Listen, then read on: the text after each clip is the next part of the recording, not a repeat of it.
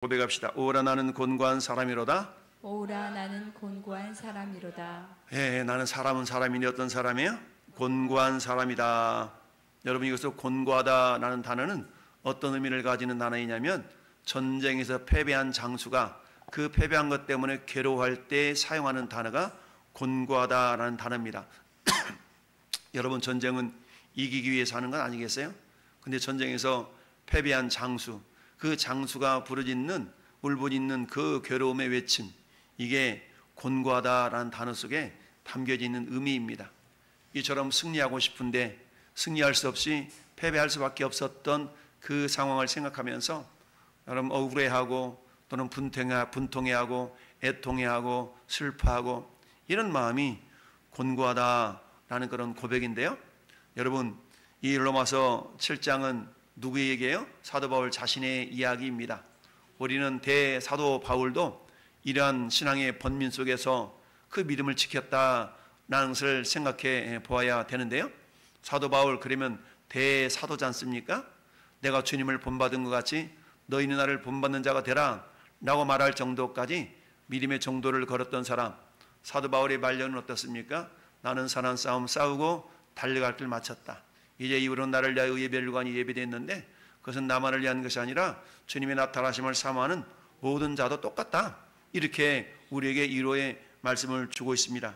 그러나 이런 위로의 말씀을 우리에게 주기까지는 오늘 본문 함께 읽어본 고백처럼 오라 나는 곤고한 사람이로다 와 같은, 여러분, 우리가 구원의 서정이라는 말을 합니다. 구원의 서정.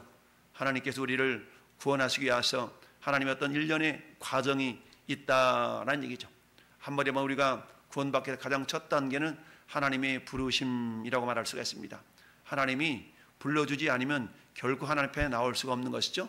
누구도 내가 의지로 내가 믿었어, 내가 생각나 구원 받으려고 믿었어, 이렇게 말을 한다 할지라도 그것은 하나님이 부르시지 않으면 그런 생각조차 들을 수가 없습니다. 따라서 전에 여러분들이 이 시간 나는 예수 믿고 교회 직분받아 집사고 권사고 목사가 됐다 할지라도 이 모든 첫 단계는 하나님의 부르심이 있었다는 얘기죠. 할렐루야. 또한 뿐만 아니라 여러분 불러주시고 다음에 뭐라고 그랬어요? 거듭남이 있습니다. 거듭남. 하나님께서 우리를 거듭나게 하셨다.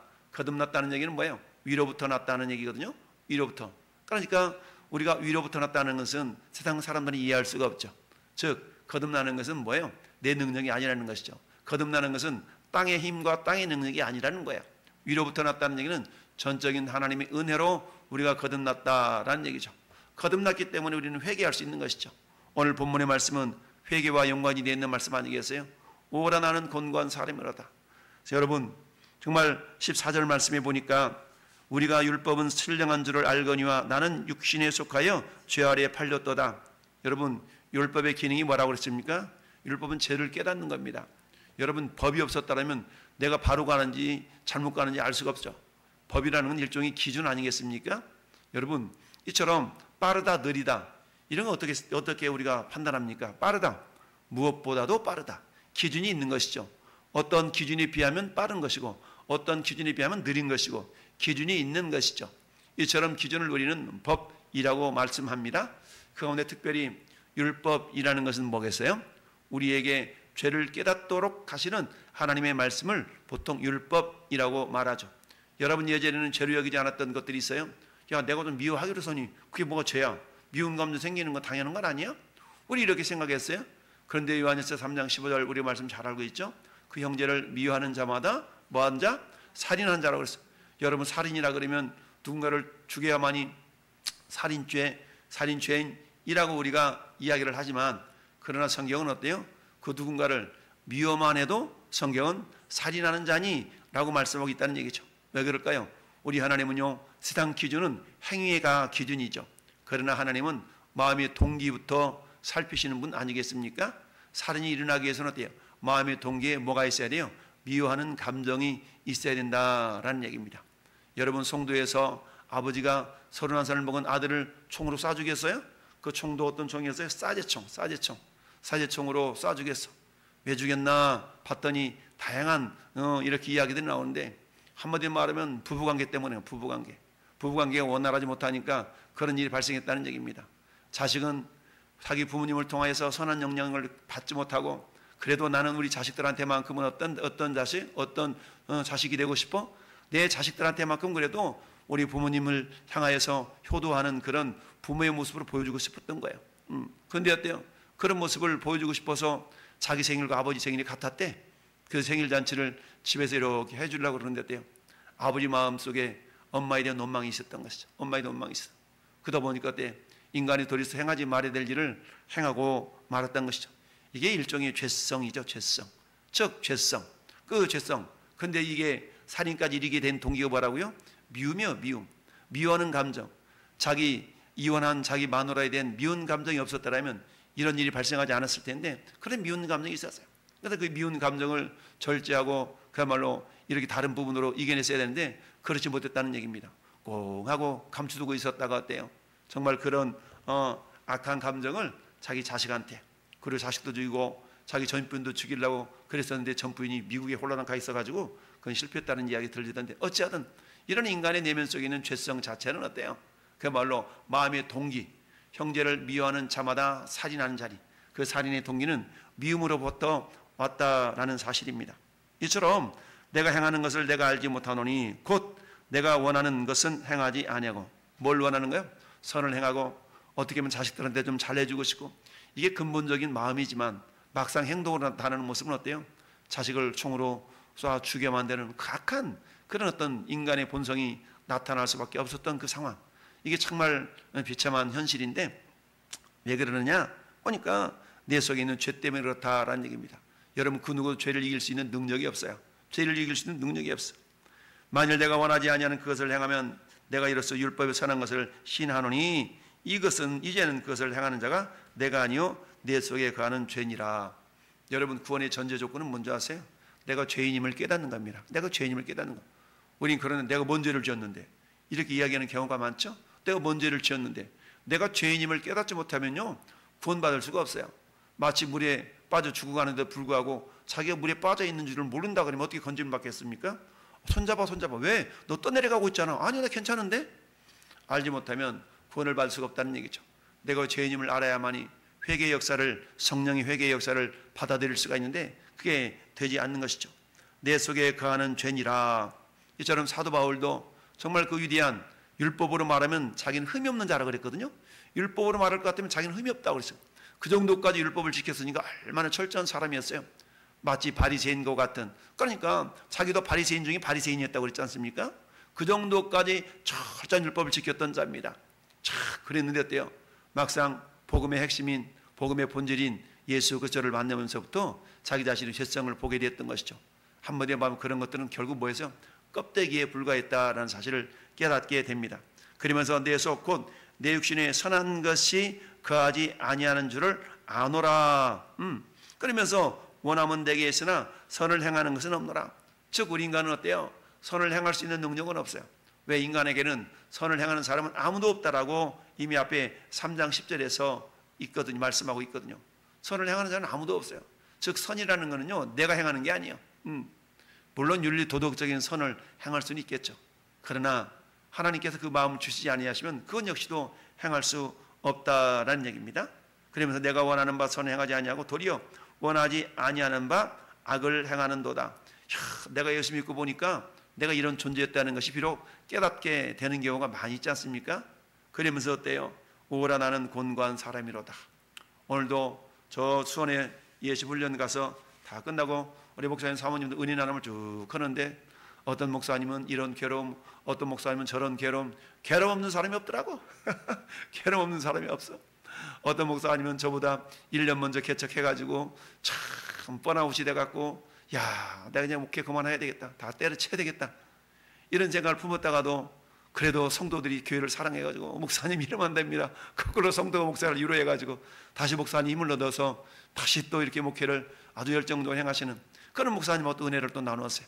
또 어떤 목사님은 사모님과 갈등 때문에 나 이래가지고 어떻게 목회를 하겠나, 난 그런 어려움 속에 있는 또 목사님도 계시고 별의별 목사님들이 다 있어요. 그런 가운데서 나만 괜찮은 것 같아. 나만 괜찮은 것 같아. 근데 저도 뭐 괜찮겠어요? 이런 생각 저런 생각 세상 말로 오만 가지 생각 다 들죠. 그럼에도 불구하고 어때요? 꾸역꾸역 하나님의 은혜 가운데 거하려고 하는 이런 어떤 몸부림 몸짓이 있었기 때문에 이 시간 이 자리에 있는 줄 압니다. 그렇습니다. 사도 바울도 역시 마찬가지예요. 내가 원하지 아니하는 그것을 행하면 이를 행하는 자가 내가 아니요 내 속에 거하는 죄니라. 여러분 죄를 바라볼 수 있다는 것, 그것이 죄라는 것을 깨달을 수 있다는 건 어때요? 회개할 수 있는 기회가 있는 거거든요. 내가 죄인지를 모르는데 어떻게 회개가 되겠어요? 그것이 죄인지를 알아야 회개할 수 있는 거 아니겠어요? 저도 전도하면서 회개하라 천국에 가까웠느니라. 전에 듣는 사람들은 도대체 저 말이 무슨 말인지 모를 거예요. 그럼에도 불구하고 성경 말씀처럼 회개하라 천국에 가까웠느니라. 매일같이 얘기하잖아요. 노랑머리 아저씨 지나갈 때마다 욕하고 지나가는 그 영혼 얼마나 불쌍한지 몰라요. 불현듯 어느 날 저러다가 하나님 손 보시는 건 아닌가. 회개해야 될 텐데 회개해야 될 텐데. 근데 본인이 그게 죄인지를 모르잖아요. 죄인지를 몰라. 그저 자기 지나는데 거침돌 날 뜨거운데 시끄럽게 방해하는 방해꾼으로밖에 안 여겨지는 거죠. 안 여겨지는 거. 그럼에도 불구하고 어때요? 이 복음을 전하는 그 모습이 얼마나 귀한 것인가를 아는 사람들은 어때요? 구역구역하고 오늘 어떤 청년은 그 무더위 가운데서 엄지척하면서 지나가는 청년이 있는 반면에 어떤 중년의 여성은 예수 믿는 사람이겠죠. 묵묵히 조용하게 냉수 한 병을 놓고 가는 사람이 있는 반면에 어떤 사람은 아이스 아메리카노를 또 놓고 가는 사람, 다양한 사람들이 있어요. 왜? 자신은 못하지만 이런 무더위 가운데서 어느 어떤 분이 굳이 전도지를 하나 받아가면서 저희 마스크는 괜찮고요. 전도지는 한 장 주세요. 전도를 줬더니 턱 쳐다보면서 목사님이신가요? 그렇다고. 이렇게 또 지나가는 사람들 있고 다양한 사람들이 있어요. 그럼에도 불구하고 어때? 100명이면 한두 명은 전도지를 받을까 말까 하지만 나머지 98명 가운데 개중에 예수 믿는 사람이 있을 거 아니겠어요? 예수 믿는 사람들도 반응이 다양해. 수고한다는 사람이 있는 반면에 어떤 사람은 세상 말로 쌩까면서 이 무더운 여름날 나도 귀찮은데 이런 사람도 있을 거고 다양한 모습으로 지나가는 사람들이 있어요. 제가 여러분들이 자주 말씀드리잖아요. 여러분들이 그런 사람 만나거들라 여러분들도 어때요? 음료수 한 잔 사다 주면서 수고한다라고 얘기하고 전도지를 받아서 뭐라고 적혀있나 읽어보시고 나 예수 믿어요. 나 교회 다녀요. 그러고 외면하지 말고 저 전도지 속에는 무엇라고 있는가? 여러분 전도지 받고 나도 전도하는데 저 멘트를 좀 써먹어 봐야지 이런 생각 안 드나 몰라. 저 가끔 그래요. 자주 예수 믿기 때문에 필요 없대. 아니요. 필요해요. 전해보시고 읽어보시고 당신도 전도할 때 써먹으라고. 나 이렇게 얘기하는 경우가 있거든요. 뭐 예수 믿으면 단가? 제대로 된 삶을 살아야 되지. 이런 경우가 있어요. 어제도 어떤 23살이나 먹었을까? 22살 먹은 청년이야. 청년이. 어제 그제구나. 나 그 한 병, 우리 원로목사 사모님 한 병, 이렇게 이온 음료 한 병씩 이렇게 주고 어깨는 기타 메고 아마 청년 찬양하는 거 청년 같아. 다 이렇게 사다 주면서 이 청년이 젊은 청년인데 직장 생활을 안 하는 것 같은데 돈이 어디서 나서 이렇게 음료를 사다 주나 속으로 이런 생각을 해봤어요. 참 별의별 사람들이 다 많습니다. 그런 사람은 뭐예요? 은혜를 나눈 사람들이죠. 은혜를 나눈 사람들. 그렇습니다. 오라 나는 곤고한 사람이로다. 내가 신앙생활에서 이기고 싶은데 전쟁터에 나가서 이기고 싶은데 장수가 전쟁에 패배했어요. 그 패배한 이후에 다가오는 어떤 고뇌, 그야말로 힘듦, 괴로움, 이 괴로움을 곤고하다라는 단어로 표현하고 있는 겁니다. 우리 신앙이 그런 것이죠. 신앙생활 잘하고 싶어. 여러분 신앙생활 잘못하고 싶은 사람이 어디 있겠어요? 신앙생활 다 잘하고 싶죠. 그러나 어때요? 인생 자체가 내 마음대로 되지 않지 않습니까? 잘하고 싶고 우리는 계획을 가져요. 이번 주는 이렇게 신앙생활하고 다음 주에 이렇게 신앙생활하고 근데 내 마음대로 되는 게 별로 없죠. 잘 안 된다는 얘기입니다. 그렇습니다. 그러므로 내가 한 법을 깨달았노니 네 선을 행하기 원하는 내 안에 악이 함께 있는 것이로다. 그렇죠. 여러분 우리가 아무리 예수님 믿고 하나님의 자녀가 되었다 할지라도 이 세상 자체가 불안전한 세상이고 악한 마귀 사단은 여전히 우리에게 영향력을 끼치고 있기 때문에 어때요? 그 영향력 때문에 참 내가 예수를 믿고 집사가 되고 목사가 되었다 할지라도 어때 여전히 내 속에 때로는 죄성이 이렇게 흘러나올 때가 있다라는 얘기죠. 여러분 사도 바울이 예수님을 만나기 전에 어땠어요? 자기는 율법이 완전한 자였어요. 흠이 없는 자로 여겼다는 얘기입니다. 그러다 보니까 사도행전 7장에 어때요? 스데반 집사가 돌로 맞아 죽는 그 상황 가운데서도 저는 맞아 죽어도 싸. 이랬던 사람이 사도 바울이었어요. 왜? 자기는 율법이 완전한 자였거든요. 흠이 없는 자였거든요. 그럼에도 불구하고 예수 그저를 만나보니까 내가 죄인 중에 괴수라는 것을 깨닫게 됐다는 얘기입니다. 그때부터 어때요? 자기 속에서는 어때요? 율법으로는 흠이 없고 완전한 자였다 할지라도 예수 그리스도의 복음 앞에 자기 자신을 비춰보니까 자기는 죄덩어리였다는 얘기입니다. 그래서 매일같이 자기 내면 속에 있는 그 죄성과 싸우는 겁니다. 내가 율법을 이렇게 행했으니까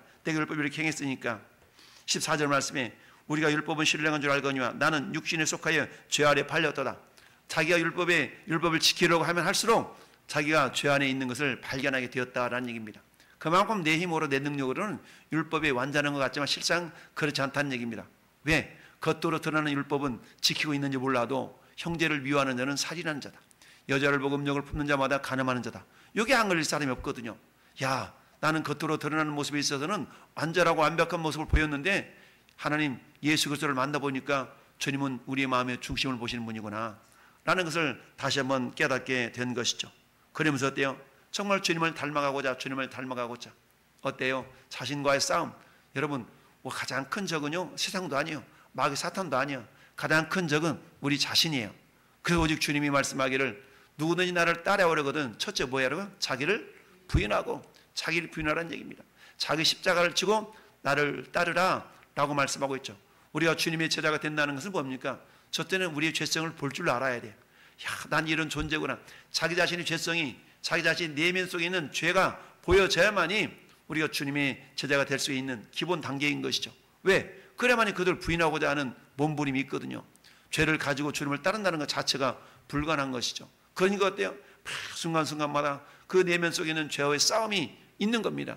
대사도 바울도 너는 나를 본받은 자 되라 라고 말할 정도까지 믿음에 출중한 사람이었음에도 불구하고 그도 역시 어때요? 매일매일. 그래서 어때요? 내가 내 자신을 쳐서 복종하게 하면 내가 남에게 전도는 잘해. 저도 그러지 않습니까? 남에게 전도는 열심히 잘해.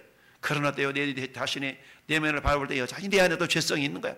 그러니까 밖으로는 복음 전도하는 데의 싸움이고 내면적으로는 그 죄성과의 싸움, 이 싸움이 끊임없이 있는 겁니다. 그러니까 사도 바울이 고린도전서 9장에 내가 내 자신을 쳐서 몸을 쳐도 복종하게 하면 내가 남에게 전도한 다음에 도리어 내가 버림을 당할까 두려워하리라. 왜? 내 자신과 내면의 죄성과의 싸움도 있어야 되거든요. 나가서 전도하는 것은요 엄청난 영적인 싸움이거든요. 영적인 싸움이야.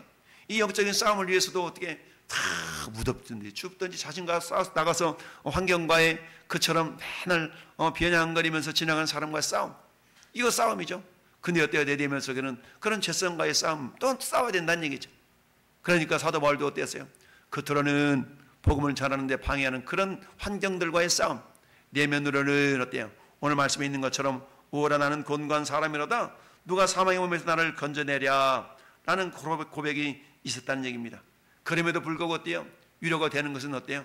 그런 내 심령을 아시고 주님이 위로를 해주신데 성령님을 보내주셔서 할렐루야, 네가 그런 마음을 가지고 있다는 것 자체는 어때요?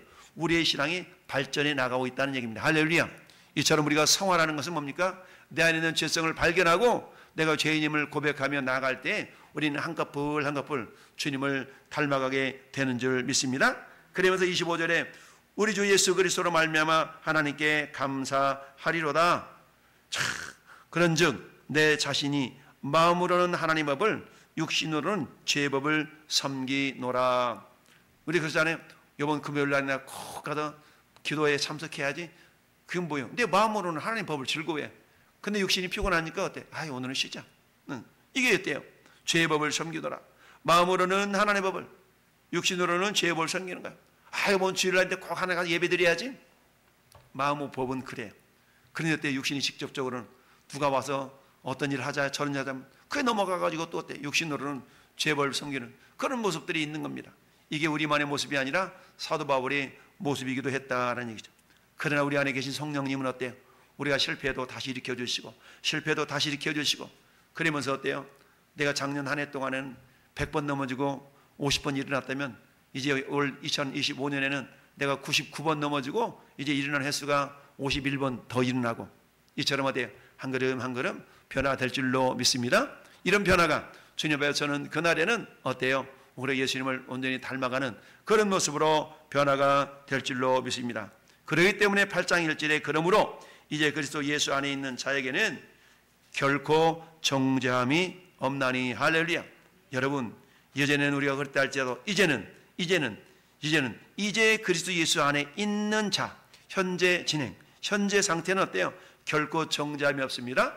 우리 지금 우리를 정죄하시는 분이 아니라 우리에게 성령으로 말미암아 셈을 주시는 분인 줄 믿습니다. 그래서 어때요? 우리가 곧 육신의 연약함이 있다 할지라도 여전히 넘어지고 자빠진다 할지라도 주님은 그 순간에도 우리와 함께 하시는 임마누엘 하나님인 줄 믿습니다. 우리 안에 성령님은 내가 너를 떠나지 아니하며 내가 너를 버리지 않는다라고 말씀합니다. 그래서 우리가 말씀을 순종하는 횟수가 여러분 차츰차츰 우상향의 방향성을 가지고 나아가는 이런 모습이 우리 가운데 있는 것이죠. 이게 어때요? 거듭난 사람의 특징입니다. 여러분, 거듭난 사람의 특징, 죄를 안 짓는 날이 아니라 죄를 짓는 것과 더불어서 어때요? 우리가 회개하며 한 걸음 한 걸음 주님을 닮아가는 이런 모습이죠. 그러니까 어때? 우리의 신앙생활은 우상향인 겁니다. 넘어졌다 다시 일어서고 넘어졌다 다시 일어서고, 그럼에도 불구하고 차츰 천국을 향하여 한 걸음 한 걸음 나아가는 믿음의 사람들이 저와 여러분인 줄 믿습니다. 이처럼 성도의 성화는 실패와 성공을 거듭하면서 우리가 성숙해 간다라는 사실, 그럼에도 불구하고 우리 내면 속에 있는 그런 죄성, 육신의 소욕들을 향해서 우리는 날마다 자신과의 싸움에서 사도 바울의 고백처럼 나는 날마다 죽노라. 뭡니까? 자기 자신과 싸움 아니겠습니까? 육신의 소욕이 솟아나오려고 할 때마다 그를 처소복종시키는, 그런 여기서 처소복종시키다라는 그 단어는요, 권투 선수들이 이 상대방을 다운시킬 때 어퍼컷이라고 하냐, 어퍼컷을 날리는 그런 상태를 자기 자신을 향해 날리는 상태, 이게 자기 자신을 처소복종시킨다는 단어거든요. 그러니까 상대방을 쳐서 다운시키는 그런 어떤 모습으로 자기 자신을 쳐서 다운시키는 거예요. 왜? 죄가 올라올 때마다 다운시켜서 죄에 대해서는 죽고 의에 대해서는 살게 하라는 그런 어떤 몸부림이 사도 바울에게도 있었던 것처럼 전 여러분들 마찬가지, 나는 안 돼가 아니라 여전히 그럼에도 불구하고 우리 주님이 이끄심과 인도하심에 겸손하게 한 걸음 한 걸음 따라가다 보면은 오늘 우리가 디모데후서 4장의 사도 바울의 말년의 고백처럼, 그래 나는 사람 싸움 싸우고 달려갈 길 마치고 믿음을 지켰어 라는 고백이 우리 모두의 고백일 수 있기를 예수님의 이름으로 축원합니다. 아멘.